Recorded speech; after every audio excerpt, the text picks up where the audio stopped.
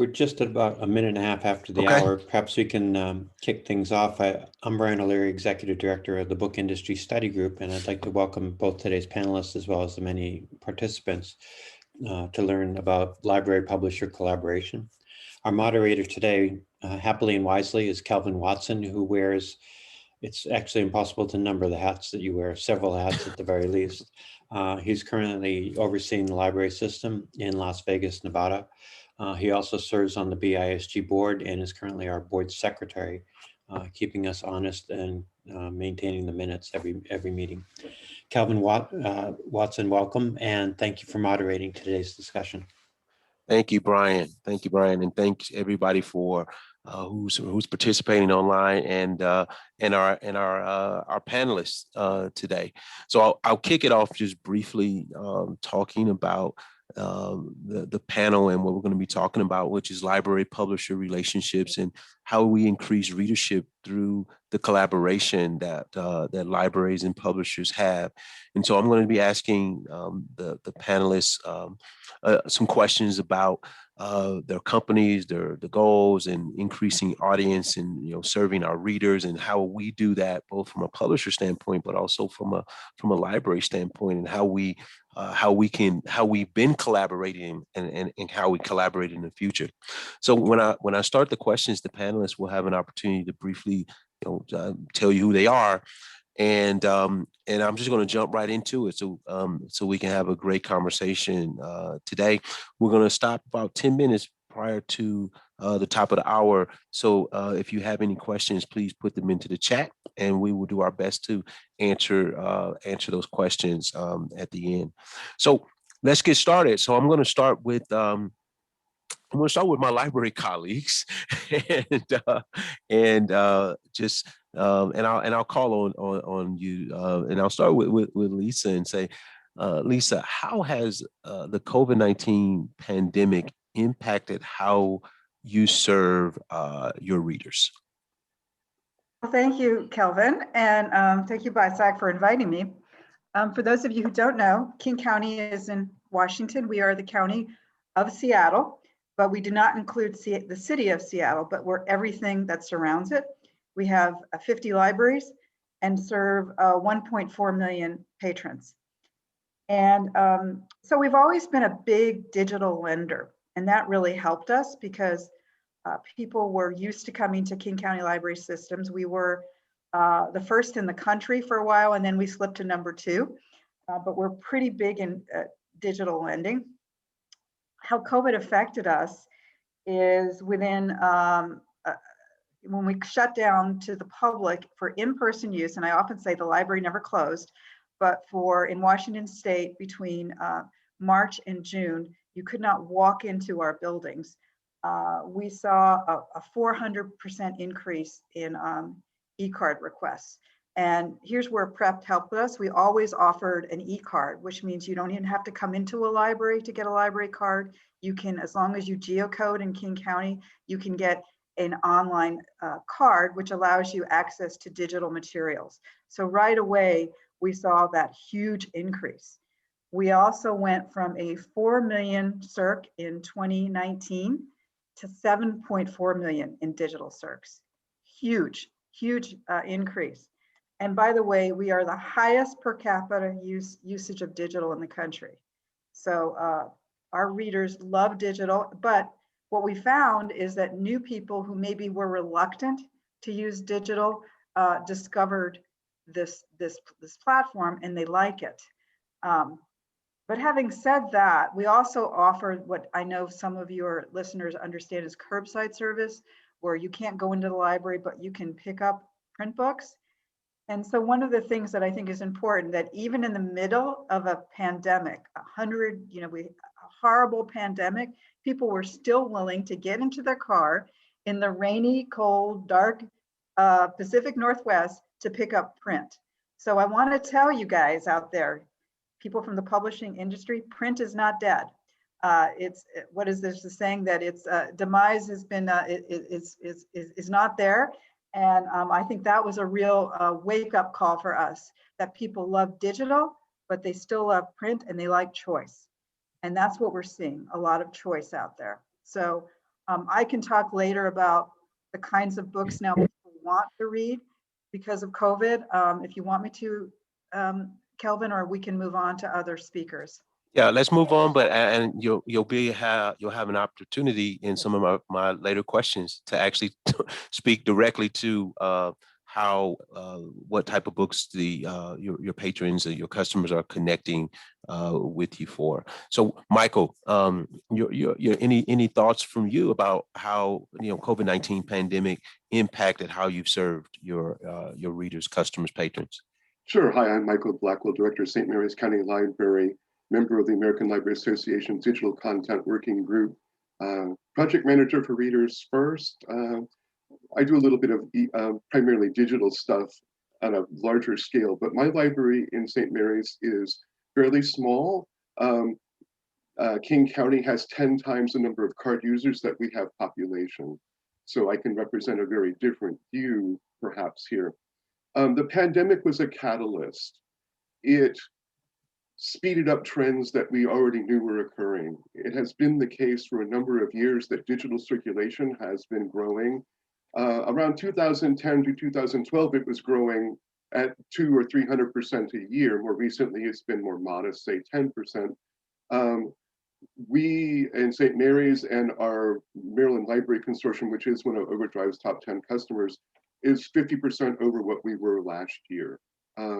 So yes, digital has been widely embraced. I would say that that puts a huge premium on providing that service. And for many, especially smaller libraries, some of the current licensing models make that very difficult to be sustainable. But yes, I see in Publishers Weekly, for example, that print sales this year are going gangbusters. I'm very happy for our people in the publishing world. Libraries depend on publishers and authors. So we want to be great partners. It's great that print is going up. Some of the first people back in the buildings, and we have opened pretty much completely now, are just our regular users who love print. They come in, they're touching the books, they're checking out book after book after book. They're happy to see library as staff. We also offer at our curbside something called grab bags, and Lisa, you probably do too. Somebody will call them and say, I like mysteries. I like a cozy mystery. We pick out 15 of them, check it out. They come by and get them. So print is still viable. I expect for some decades it will still be. But I think in the long run that this move towards digital is something that's going to continue. Thank you, Michael. So I'll turn it over to, and I'll have Virginia go first. And Virginia, tell us how COVID-19 has impacted from a publisher perspective how you've served your library customers. Okay, thank you, and thank you again for inviting me to this really important discussion. So I'm the director of library marketing at HarperCollins for the adult division, and one of the things that I'm sure most people have found is that all of our virtual outreach has just increased exponentially. So in the past, we would do Facebook Lives. Our department is 3 people. It's Library Love Fest, and we would once a month do a Facebook Live presentation of titles. Sometimes we'd have an author or somebody from a different department talk about what they do. Anything that's engaging, but mostly title presentations to give librarians the heads up. And then that stopped, of course. So we pivoted as everyone did, and we went from doing that once a month to twice a week, and that was it was great. It was because I think we all needed to feel connected. I think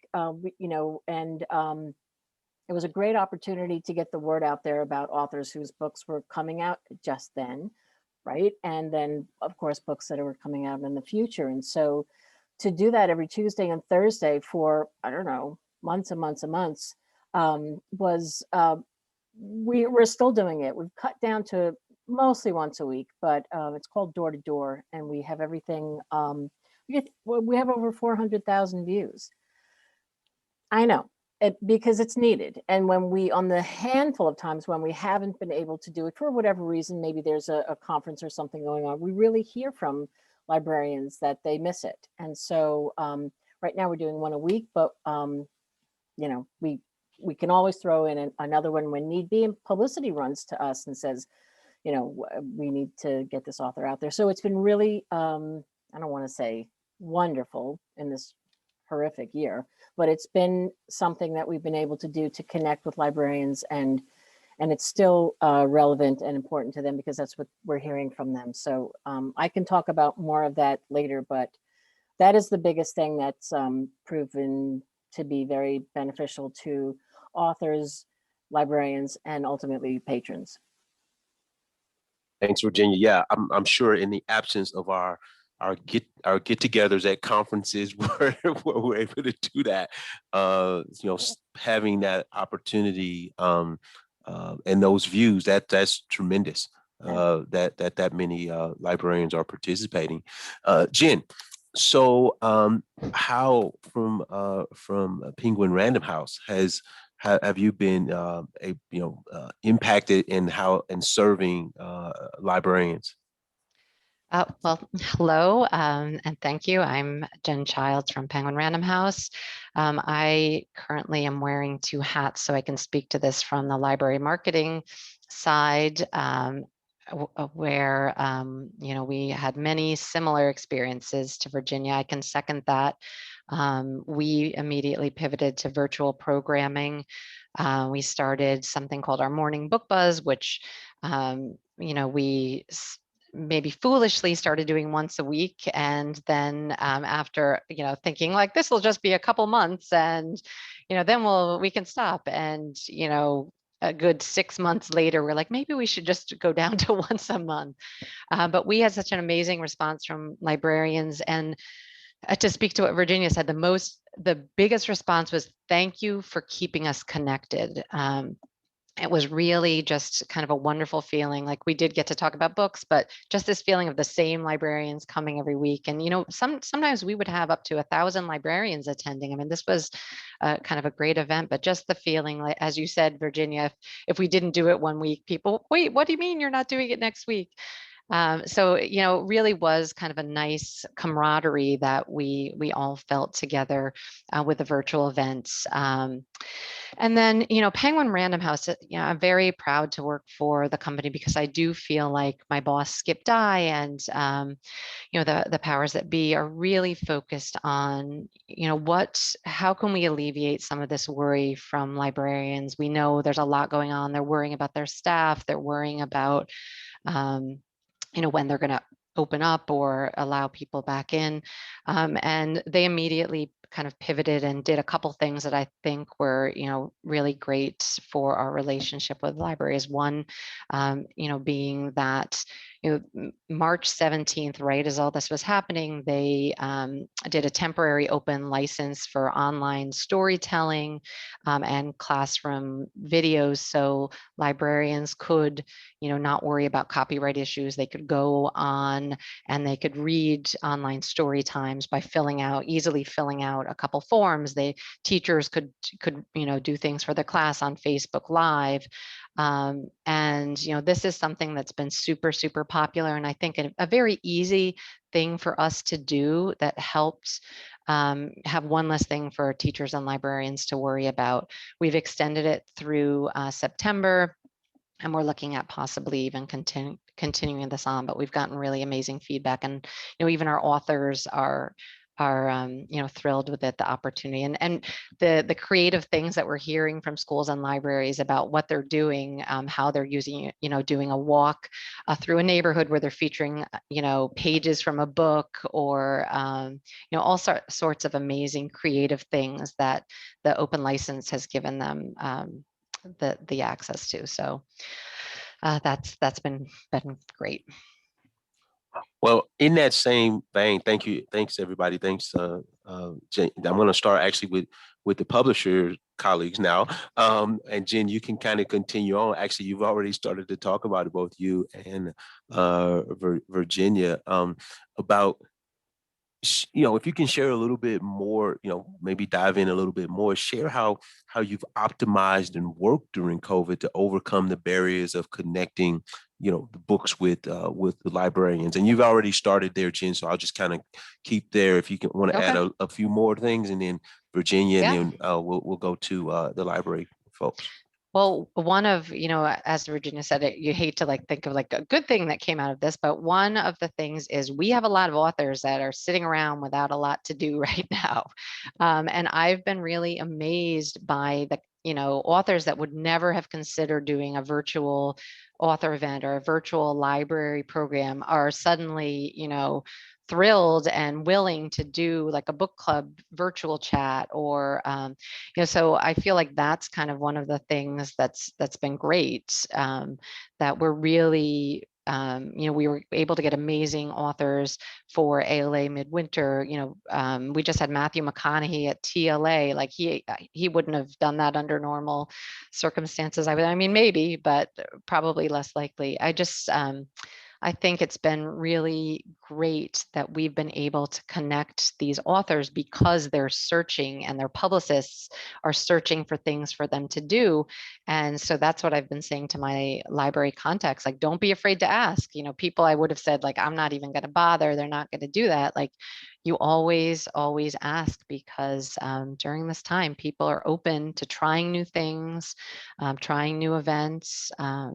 And so, we also just, it's been a blow to us as publishers, and I assume to Virginia too, to not have the trade shows to connect with librarians. I mean, ALA is really doing their best to work in this virtual environment, but it's not the same. It's not, we don't have the opportunity to get some of our, we always are going to have the opportunity for the really high profile authors, but some of these like first novelists that, ALA was so amazing for, we've had to search out opportunities for them.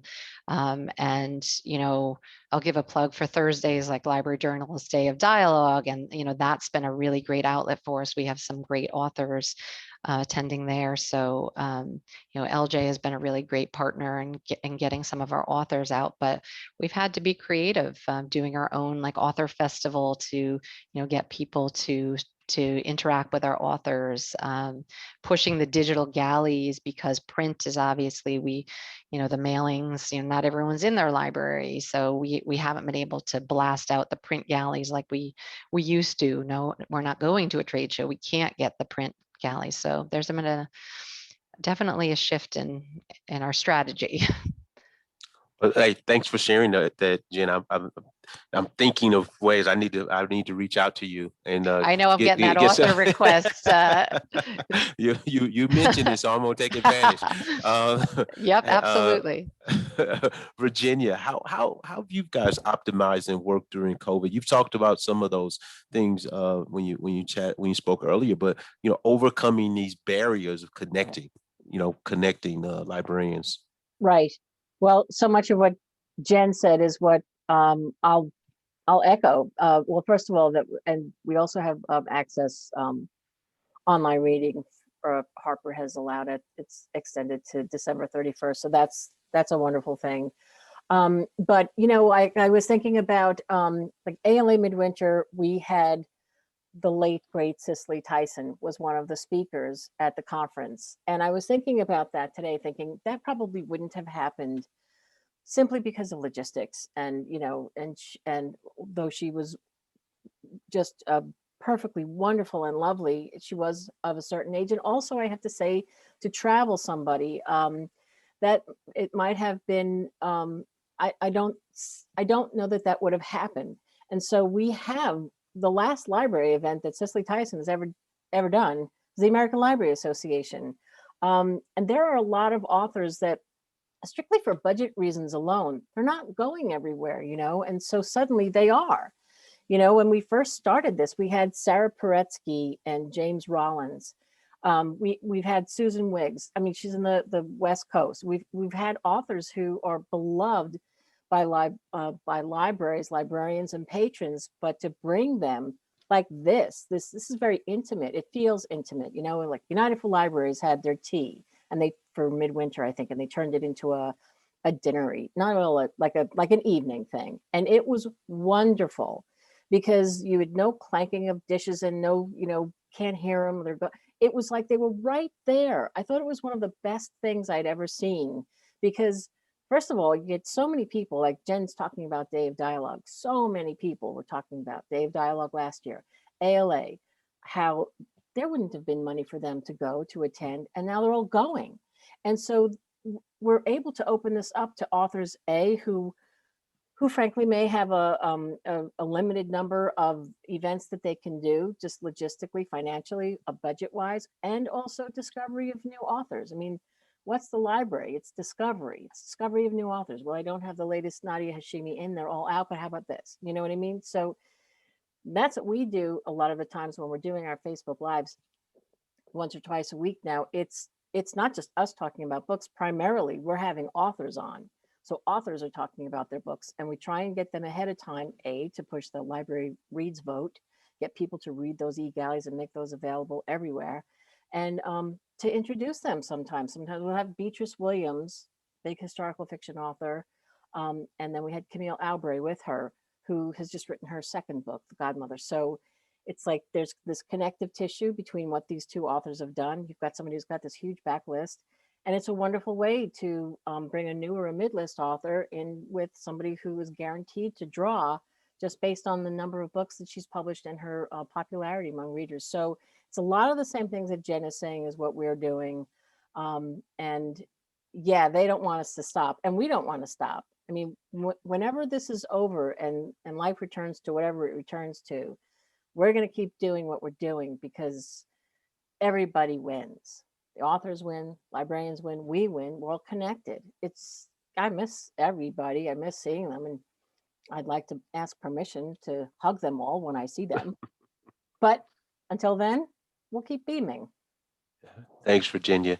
I actually was going to come back to that, what you shared, so I'll bring that back up in a tie-in to one of my questions I hope to get to. So about continuing what we're doing now. But let me get to Michael, then Lisa, about sharing, how you've been, overcoming those barriers.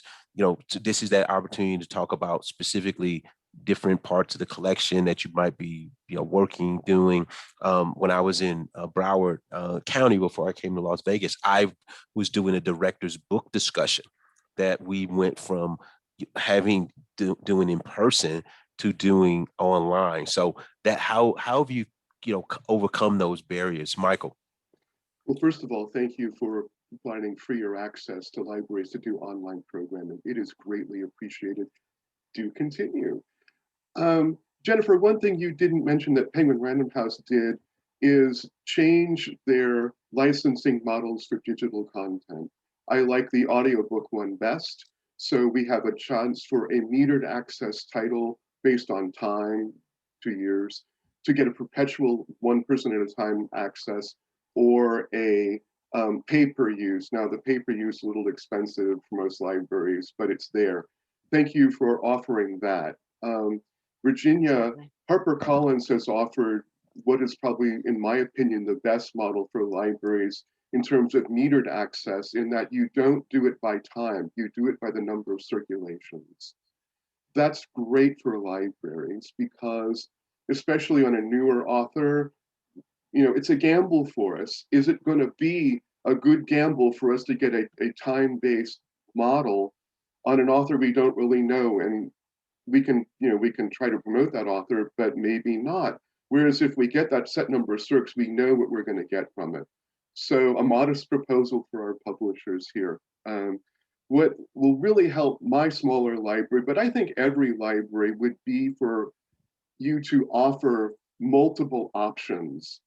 And I would say that would be based on a metered access based on circulation and not time, a perpetual access that would be much more expensive, and a pay-per-use or some sort of subscription can be there. But those two basic models will allow libraries to use our limited dollars far more effectively over time. We could more effectively meet the huge demand for a bestseller and yet still have that author, a much smaller number of titles, in perpetuity. The series won't have missing titles. We don't have to keep getting the same book that we know we're going to want over and over and over again. And I'd say as a start, that's something that you've done that I'd like to see more of, and maybe we could talk about extending that. Lisa. Thank you. Thank you, Michael. Hey, Lisa, before I let you chime in, I wanted to see if Jen or Virginia wanted to, speak to what Michael just shared, which certainly is a barrier. So if you wanted to speak to it now, Jen or Virginia or Yeah, sure. Adam, but certainly this is that chance, and then we'll get back to you. Get to you, Lisa, on that question. Yeah, I mean, I'll just say that I know, this, we're constantly talking to librarians. I know Skip is always, like, even to you, Michael, I know you have many conversations with Skip, and his philosophy is to really just listen. And, obviously we're going to meet in the middle somewhere, and we want to try new things. I mean, I know he's just been working quickly, reacting to funding regarding the American Rescue Plan, that he heard from a lot of the COSLA people that there were issues with the timing and to make sure the funding was flexible. So, he worked to make prorated rates off our 2-year metered plan so that there was the most flexibility with the funding here. I feel like the thing that we're really focused on is having the conversation. We always want to err on the side of helping the libraries where we can. And that's what we're going to continue to do. Just keep the dialogue, keep trying new things. And I'm glad, the temporary models, I'm glad that they've been helpful. Those have been extended to the end of the year, I believe, at this point. And, we'll go from there. Hey, thanks, Jen. Hey, Virginia or Adam, you guys anyone want to chime in to Michael's questions to you? I would defer to Adam. I don't know that we introduced Adam Silverman, our business development senior director from HarperCollins. Adam, do you want to address? Sure. I mean, we've taken the approach pre-COVID where we had offered 2 models to provide some flexibility to libraries. And those models were very much based on providing a reasonable cost to libraries, but also basing the cost on usage, right? So the CERC cap operates on the idea that you get the 26 CERCs no matter how long it takes. And then we introduced the paper use to enable libraries to make a extensive part of our catalog, all the backlist titles, ebooks, and audio available, where the library can have it in its catalog, but only really have to pay when it gets used, so that libraries can spend 100% of their dollars on these books for actual usage. And we felt that put us in a really good spot with helping libraries pre-COVID, and it seems to have worked over the last year.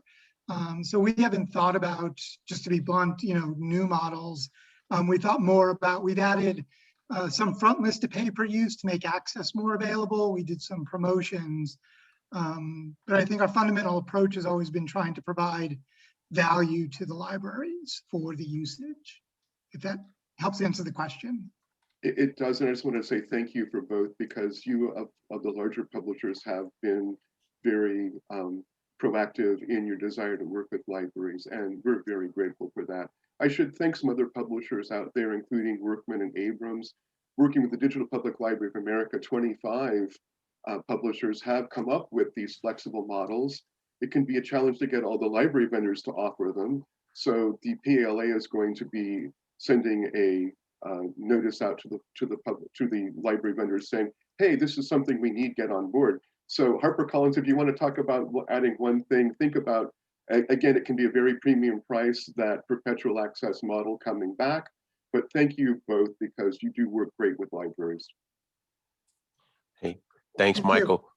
So, and I'm going to say before I hand it over to you, Lisa, I'm also going to talk to the folks here, because Michael actually must be, we're on the same wavelength here, to just thank everybody and for our other publisher partners who are listening, certainly thinking about that, how to collaborate, with libraries going forward. The word that was used was flexibility.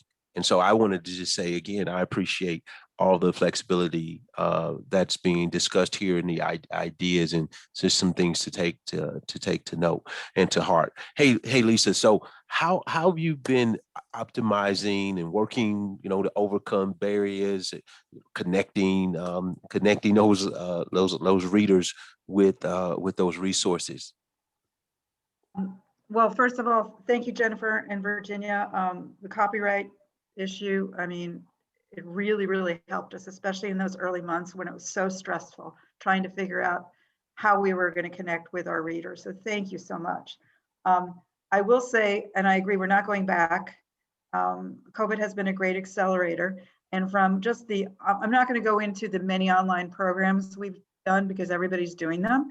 But I will say, especially in a place like King County where it gets dark at 4 o'clock in the winter, it's rainy and cold, and we are 2,500 square miles. I mean, we're a huge county.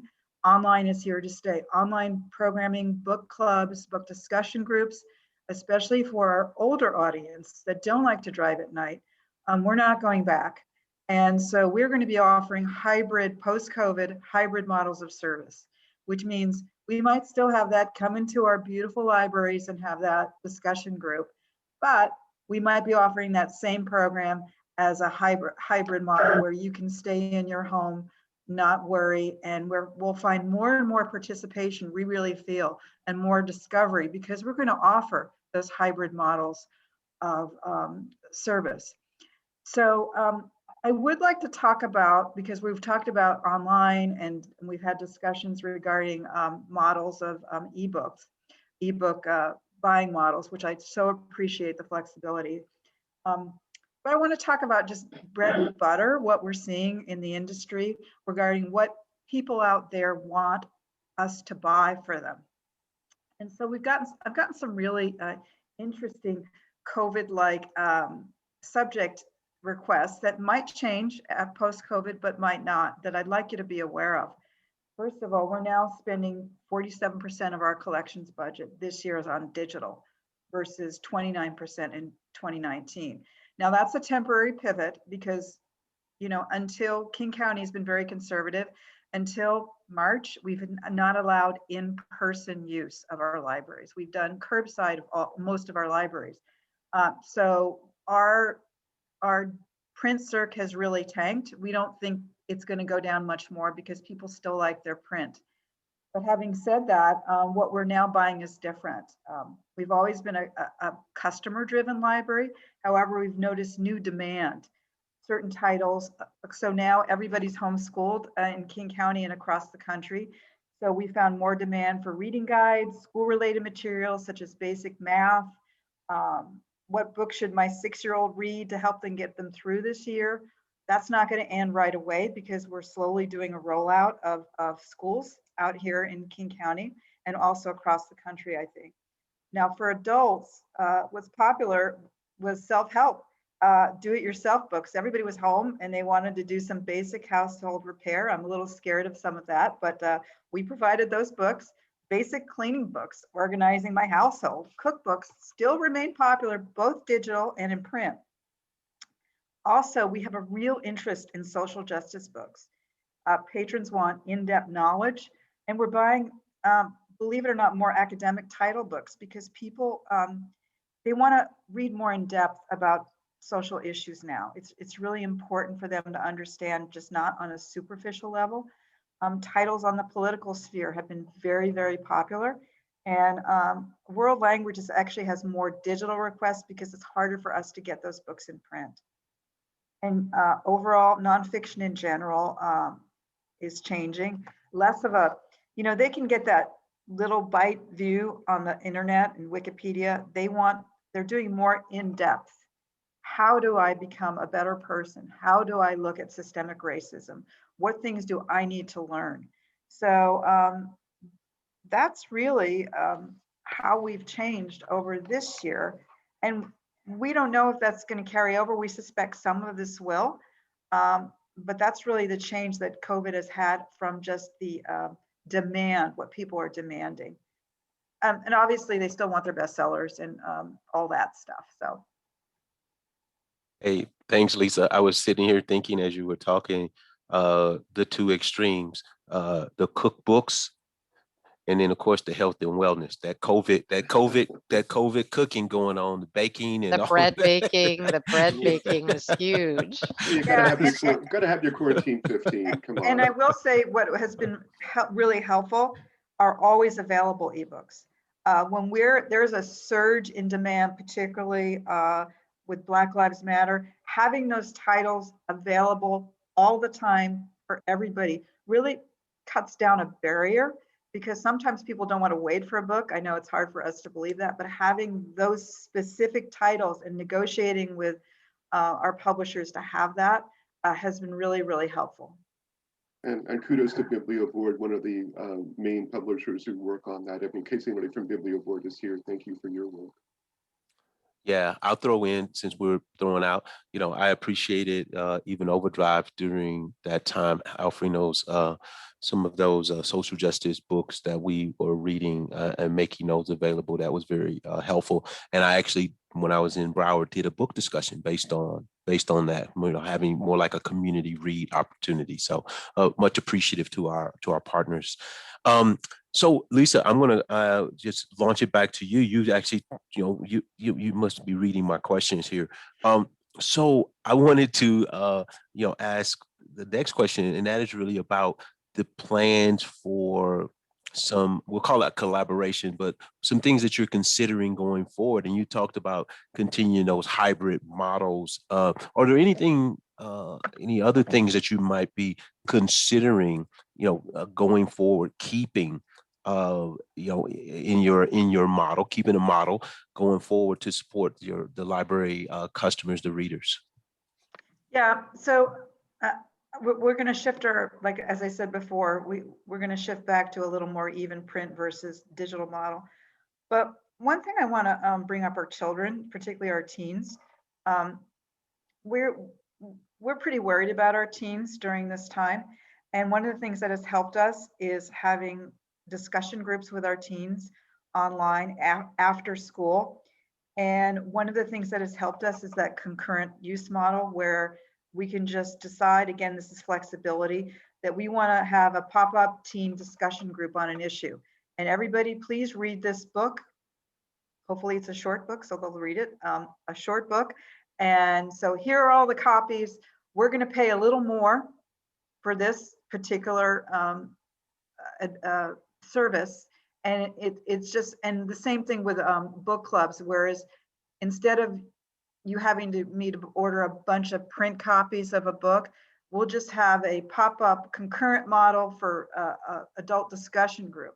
And so these are the kind of new ideas that we're trying as we offer these hybrid models to make it a little less, we use the word friction a lot, but sometimes having to wait for a book, if there's a book discussion book, we want to get that friction away and just offer those copies. And then when we're done, we'll stop paying for that concurrent use model, because I think my staff told me it's a little expensive, but it's worth it when we have particular programs. I would say, Virginia, I totally agree regarding our authors. Even though I would not wish COVID on anyone, this has allowed us to reach out and have more discussions, particularly with authors of color that maybe are not getting the press, the mainstream press that they did in the past. So we're going to continue to do that for equity, for discussing ideas that maybe in the past we never would have, but on an online format, it's just so much more accessible to our patrons. So that's what I'm just thinking off the top of my head, but especially we need to figure out how to reach our youth in a post-COVID world, maybe a little differently. But the one thing that won't change, Kelvin, and I have to say this, we're going to, as God is my witness, we're going to get back to in-person story times with children. They need that. They need that tactile touching of books. They need that interaction in a library. So that is not going to change. Story times will be back. Well, I appreciate you adding that as well. Here in Las Vegas, we actually have been doing in-person story times. So And that's been going on for the past 4 months. So I appreciate that. I certainly concur, and you might even see some photographs of me reading to the kids as well, which is, just here nor there. Hey, Michael, any things that you're going to continue? What are your plans for going forward as we kind of come out of this? Well, Lisa just mentioned something that's very important, and that is the youth services in-person programming. That's the one area where we don't see a huge amount of ebook growth, because parents want to be with their kids, they want to be reading, and those library programs are just so fantastic for that. So certainly we're with you there. One thing that recent developments has us focusing on for the future, and it's not specifically COVID related though, and Lisa mentioned this as well, is looking at diversity. And I see there's a question in the question and answer box from one of my Readers First colleagues that I'll let the publishers address, but I will say that one thing we're looking at is how in libraries can we develop models that will allow us to look at our digital collections and assess them. And I'm interested in working on moving forward on that. And there's several kind of initiatives at work there. And that's something that we like to ensure happens more.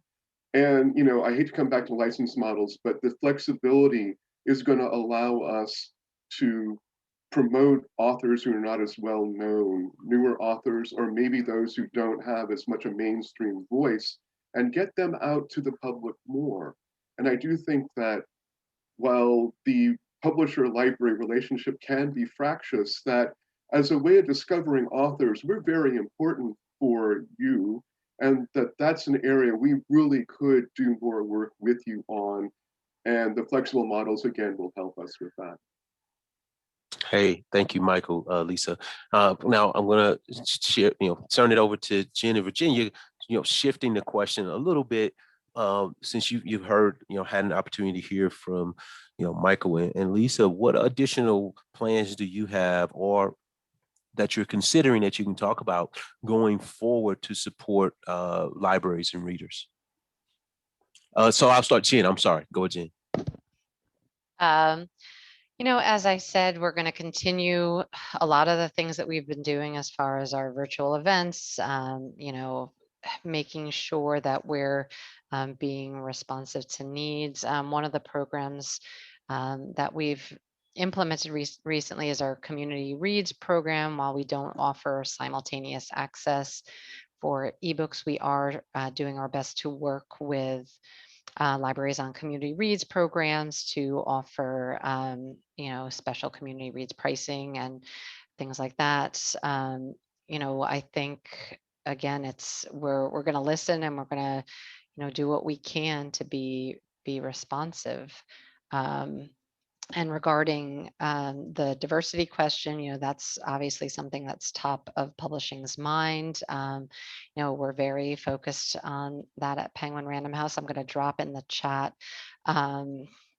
We have a special microsite called The Conversation that kind of highlights, books, social justice books, books by diverse authors that are perfect for book discussions, etc. It's a really great resource. So we actually use it all the time when we're doing our planning. And I think, it will allow librarians to kind of pick out some authors that they haven't heard of. I mean, there are, of course, many that you have heard of, but we're very focused on bringing resources that we can, looking to even work hard with Spanish language titles. We're doing a lot.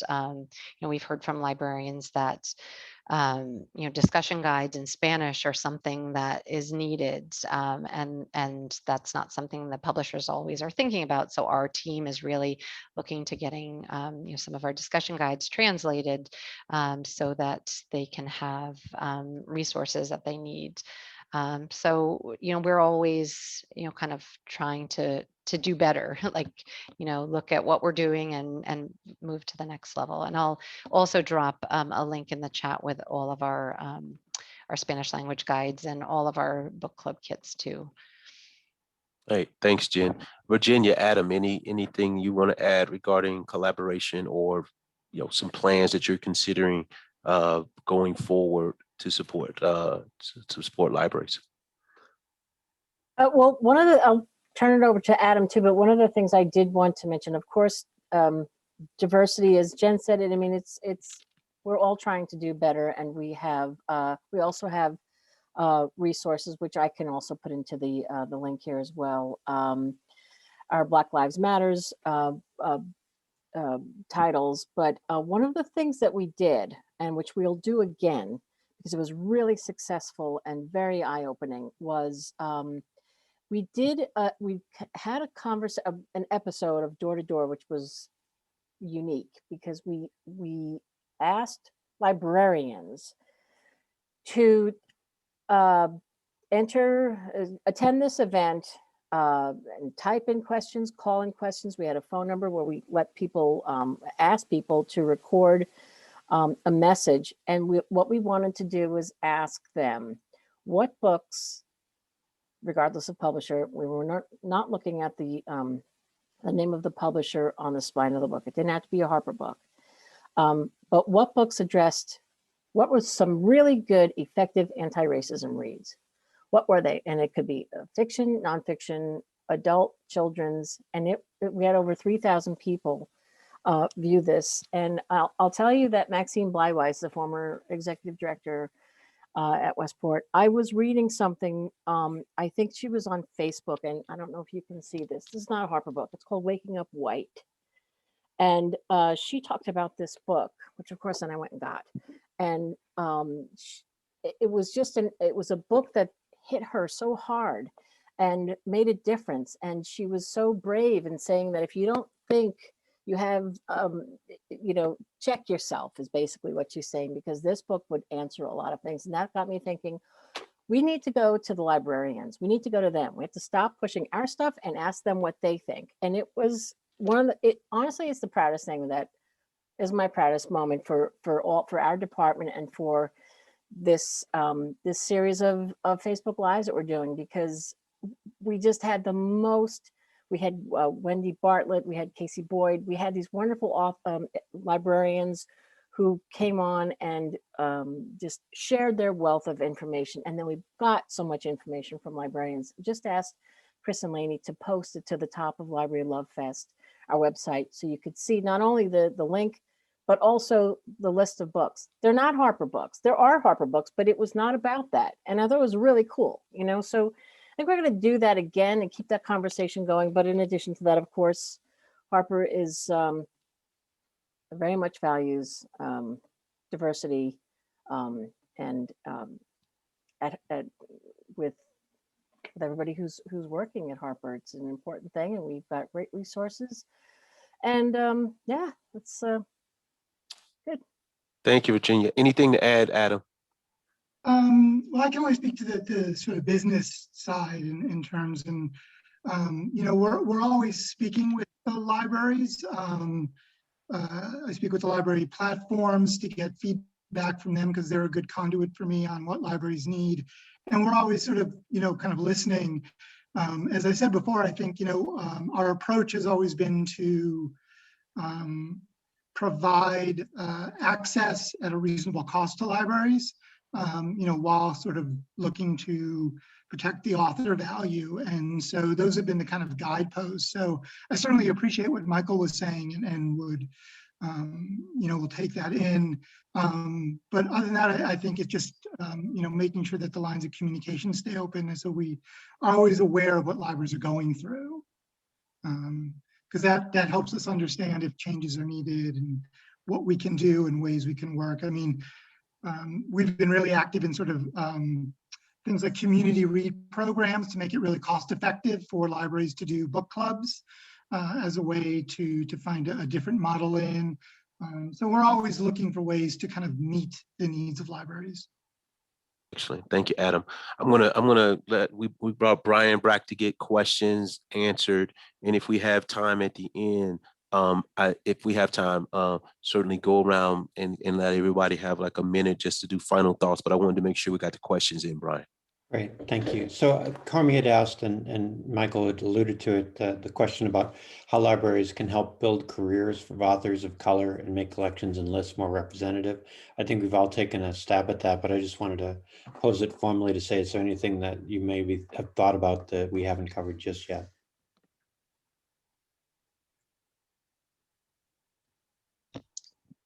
I mean, I think, again, we really are focused on providing opportunities for authors of color, all of our authors, of course, but really looking to give opportunities. We're focused on attending, trade shows like the Black Caucus of ALA, where they're really highlighting, and doing great work there. And, I think just, being certain to, request those authors, but like we, take a look at the our website and kind of think outside the box about, not inviting John Grisham again. Kelvin, I hope that's not who you're going to ask for. No, just kidding. But just really, and also, we're happy to have the conversation with, what authors would you suggest? We know, we have a lot of insight into who the up and coming authors are, and taking a chance on a first novelist, and taking a chance on someone who it's their second sophomore effort, and their first book was maybe not received so well. So I think just keeping an open mind, and I think that's how libraries could help support. I also think that, I've come across this, not particularly authors of color, but different range of diversity, where sometimes it's like, well, that doesn't really circulate well in our library, and it's sort of like, oh, really? Well, how about let's try, but let's put this out there, because that's a thing. So I mean, yes, I agree with Jen completely that yes, keep John Grisham, all of that, but sometimes we're told like, well, this kind of this, I don't know. I came across that again. It wasn't an author of color. It was a different aspect of under the diversity umbrella. But anyway, what I'm saying is, librarians are the saviors of the mid-list, and the reason that so many authors have broken out after several books. So librarians bought the books that lead to the bestseller, and they keep them in the game. So, the question is, how can libraries help build those careers? Yes, come to us. You know how to get in touch with all of us, all of the library marketers, but to display and promote diverse books online and in the library and then having the authors come virtually or in person it's just a wonderful. And yes, those, the sophomore effort, sometimes we need a leg up. And so I think that's, my hats are off to librarians. It always is. This is kind of a flip side of this question, but not necessarily specific to authors of color or more diverse audiences. But Daniel's asking, following an author event, whether it's virtual or in person, or some sort of community read or other activities, are there preferred ways for public libraries to demonstrate and report the value, the marketing value is the way he describes it, of their efforts to publishers and ultimately then through publishers to authors? I mean, is there a good way to talk about the impact of libraries?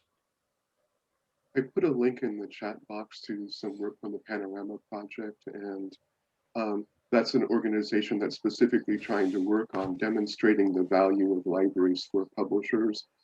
Thank you for Mr. Steve Kotosh from Overdrive, whom I sometimes take a poke at. Steve, you're a great guy, for helping to fund that. And there's a toolkit there for how you can start to develop what's the market value for the publicity that libraries give to a title.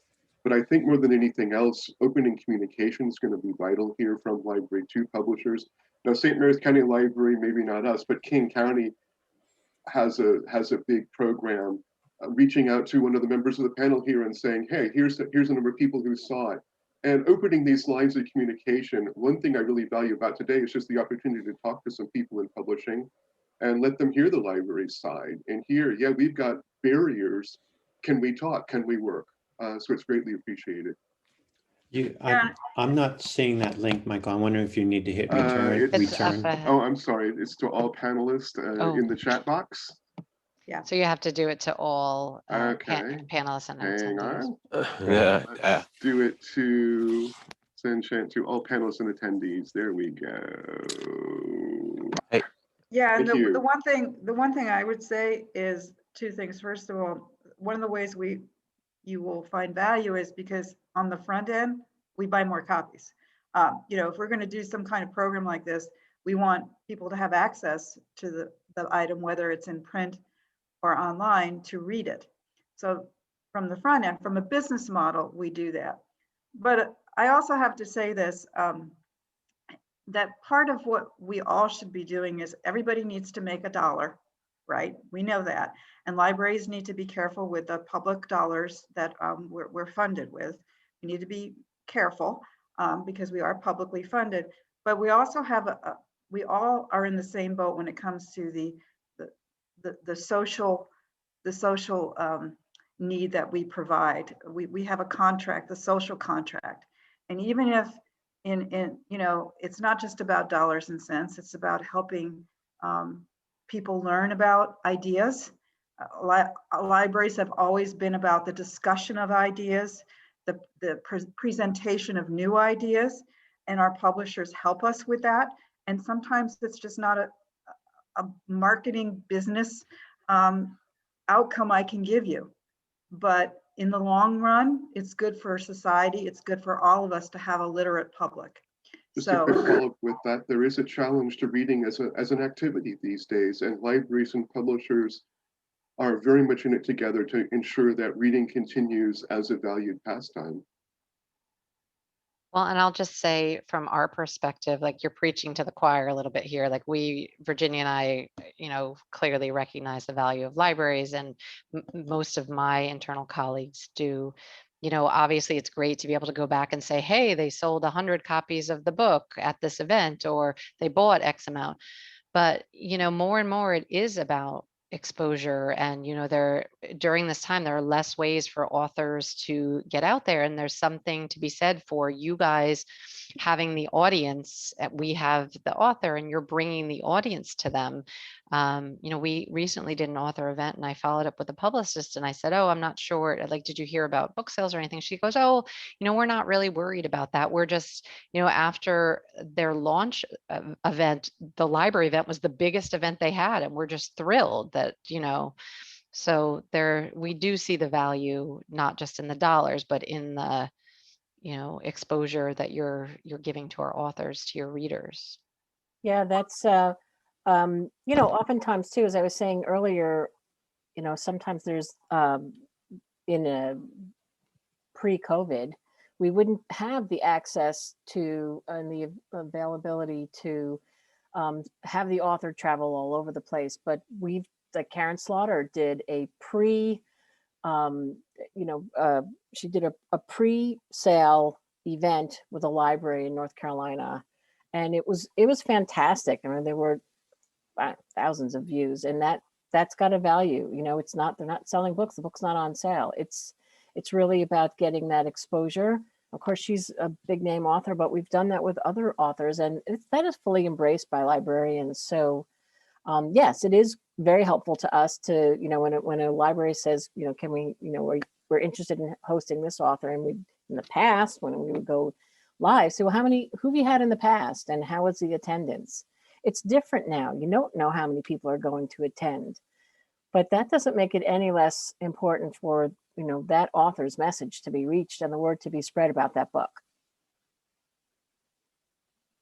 Kelvin, we're just about at time. We have another question that's about metadata, but I'm going to save that for another another panel, because I don't think Virginia or Jennifer came here to talk about metadata.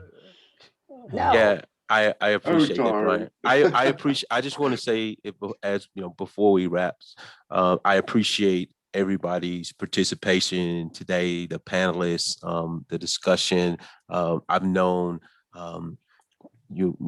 I've known a lot of you for many years, back even before I was a librarian, Jen in Virginia, and it's just great to hear this discussion. And I've been in it, seen it from both sides, so I understand it certainly. And I just want us to keep the conversation going. I want us to keep the collaboration going, and that we just continue to keep an open mind as we all go down. We're going down this path together. We're going down this road together.